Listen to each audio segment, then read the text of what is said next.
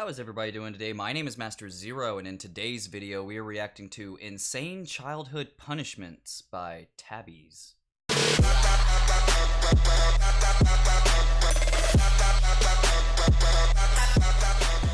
Real quick before this video actually starts, I forgot. This is actually after I recorded, but I'm still doing the Q&A video. It's gonna be my email, it could be the comments down below, it could be Facebook, Instagram, it could be anything. Any way you could get a hold of me. Ask me questions. I really want to hear y'all guys' questions so I could do a phenomenal? I'm keeping it. Video for y'all guys. I really want to see all you guys questions because I want to open up. I want that one-on-one still. It's gonna be super awesome, and I don't know why I'm talking so fast, but yeah, do all that. Okay, back to the video. All right, so shout out to I'm gonna actually pronounce your name this time. Saba Kurasvili.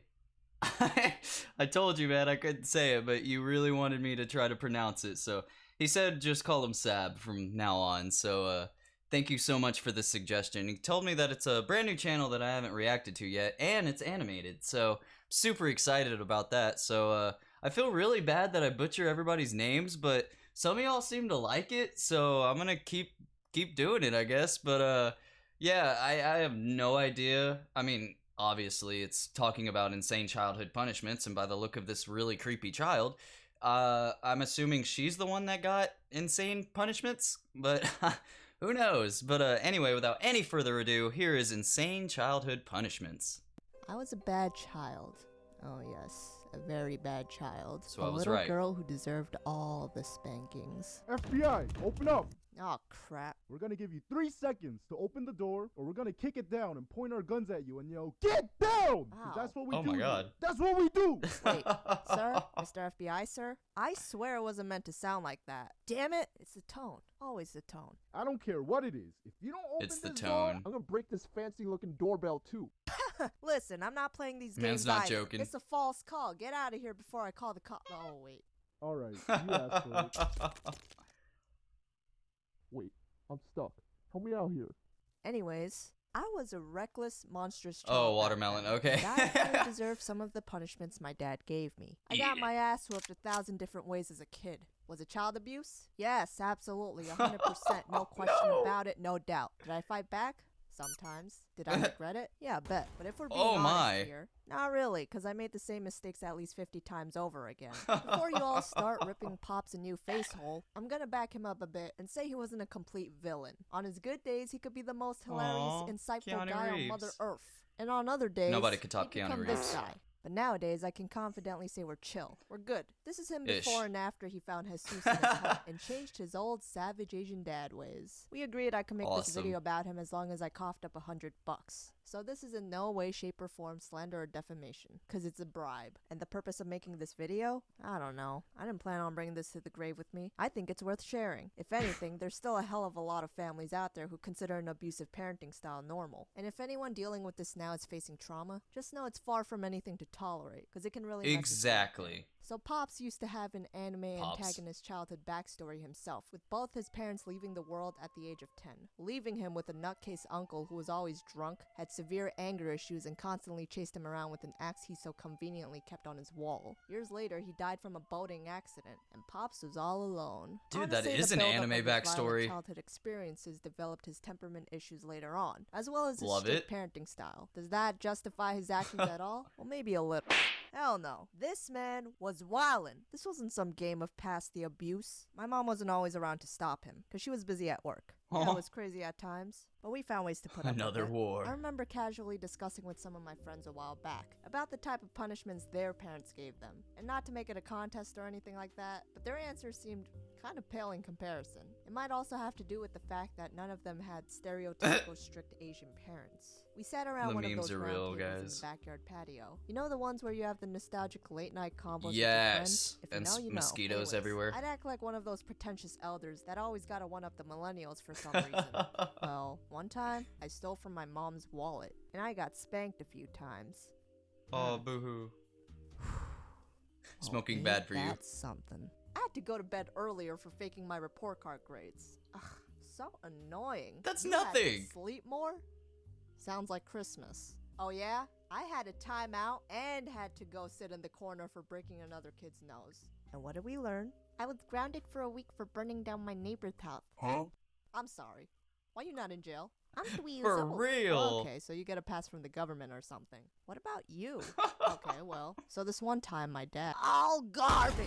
Get out of here with that Mr. Softy nonsense. You young whippersnappers had it too easy. When I was your age... Oh, shit. Here we go again. I was punished every day for being a peasant. I had to walk 6 hours up a mountain in negative 50-degree weather to go to school while carrying a boar, so I could eat it raw during Dude, this chick kindergarten loves snack time. memes. Tough times make tough people. No snowflake gang. Alphas only. Yeah, hardcore. Who let this crackhead in here? Really? You dead-ass barge in here comparing punishments like this is the oppression Olympics or something right now. Lay off, man, Wow. it's not that serious. Yeah, why are you so barbaric? You insolent. Who you calling barbaric? My dad was never a man of discussion. Conversations so between off Pops and topic I would so never last more fast, than and I 2 love it. minutes. Instead, he reminded me of those main menu character in RPG games where you get to choose your own weapon, because he always had it ready somewhere. It'll be anything and everything. Glass cups, broomsticks, golf clubs, the TV, you name it. Okay, so for the actual punishments now. Let's start with something Okay. tame. Like him breaking all my electronics as a kid. It was during my bedtime when I That was is caught playing messed the Game up. Boy Advance under the covers. I'm pretty sure he heard the noise from the Scooby-Doo game I was playing, so he walked over, pulled off the blanket, and I don't know what was going through my mind then, but I figured the best course of action was to pretend falling asleep then and there. He thought I was Wow. being a smartass, which got him even more pissed. So he grabbed the Game Boy, walked into the kitchen, broke it in half, threw it in the sink, and turned on the water on full blast. Oh Well, my you know, God. just to make sure it was Must be never the gonna Game Boy turn on Advance ever SP. again. I'm sorry, but was that all really necessary? Then there was that time he stomped on my iPod because I had a bad habit of listening to music at a volume that could make anyone go deaf. Didn't hear him calling my name from downstairs. He thought I was ignoring him. He broke my PSP in half,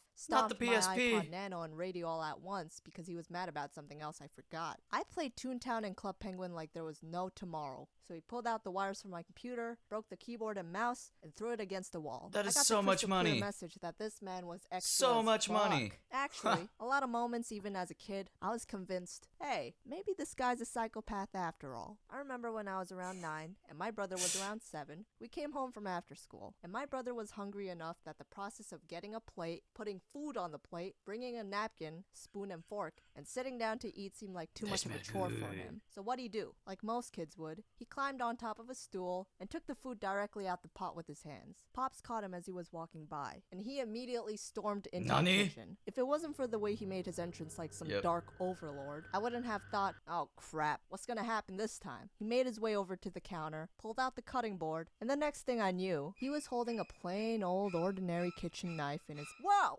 Hold up! Back it up! Put your hand on the cutting board. Huh? Say what now? No way, man, you're crazy. I said put your hand there. Now. This boy looked like he was gonna shit his pants any moment now. Pops, you're gonna cut his hand off just for eating out the pot? He contaminated all of it. What a selfish thing to do. Now you're gonna learn your lesson. I'm not gonna say it again. Lay it on there. Now. And then my brother ran away crying out the house before we could catch him. He waited outside until my mom came home. Oh my and she God. scolded Pops for going too far with the threats and came back to comfort us. That's as much as she Warheads. could I do love warheads. sometimes. Needless to say, we never ate food from the pot with our hands ever again. Dude, that Those is so looniacs that time brutal. could have given any kid PTSD. I've Yeah. always had an unhealthy obsession with Yu-Gi-Oh cards. Like when I was Me too. 6. I used to have a blue bucket full of bootleg Yu-Gi-Oh cards I bought from the 99-cent store. They were my treasure, and I carried them everywhere like they were my babies. What a fucking weeb! It was one night Hey. while I was playing in the backyard garden and It's found okay, some you could shiny enjoy bug your Yu-Gi-Oh. Pokemon I've never seen before. It was bright and gleaming, and I thought it had a glow stick up its asshole. The first thing that came to mind was Kill it. See, I figured it was just another mosquito-type pest. So that ultra instinct just hit me like,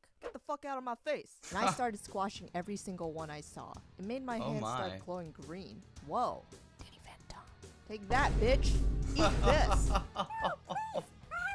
And boom. While I was trying to achieve my 50 combo streak, Pops caught me green-handed and towered over me after he saw the bug massacre I made. That'll show those Okay, the hippie music just bugs. makes this It an went anime. like bah, bah, and ba-da.